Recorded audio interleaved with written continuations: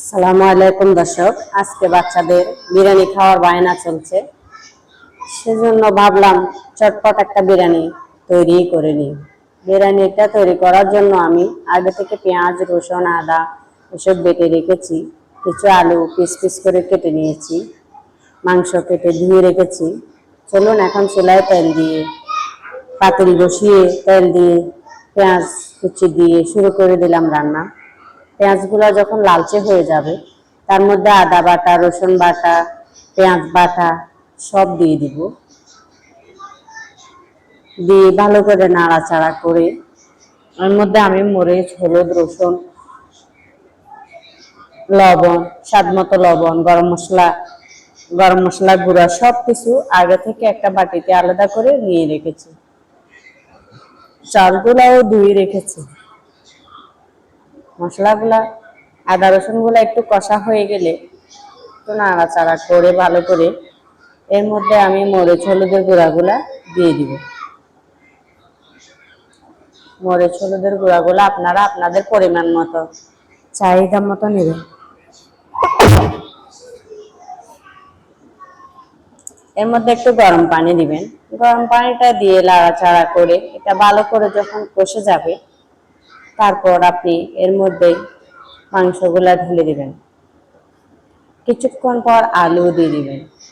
মাংসগুলা কিছুক্ষণ কষা হতে হবে, যেহেতু গরু মাংস একটু সিদ্ধ হওয়ার ব্যাপার আছে।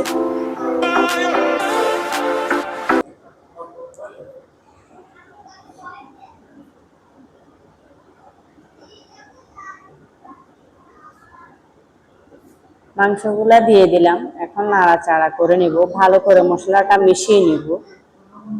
ভালো করে মশলাটা মিশিয়ে নিলে কিছুক্ষণ ঢেকে রাখবো। এর মধ্যে কিছু এলাচ, কিছু তেজপাতা, দারচিনি এসব ছিঁড়ে দিব। কিছুক্ষণ হয়ে গেলে আলুগুলা দিয়ে মিশিয়ে নিব। তারপর এতে আমি কিছু ভাত পাতা ব্যবহার করেছি, আপনারা থাকলে দিবেন, না থাকলে দিতে হবে না। তারপর চাউলগুলো দিয়ে দিব।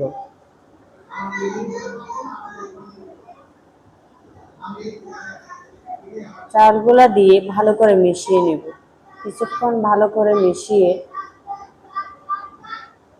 ভালো করে নাড়াচাড়া করে মিশিয়ে নিব, যেহেতু কোনো দিক দিয়ে বেজে পুড়ে না যায়, যেহেতু গ্যাসের চুলা, এই জন্য ভালোভাবে মেশাতে হবে। তারপর প্রয়োজন অনুযায়ী, পরিমাণ অনুযায়ী আপনি গরম পানি দিয়ে দিবেন।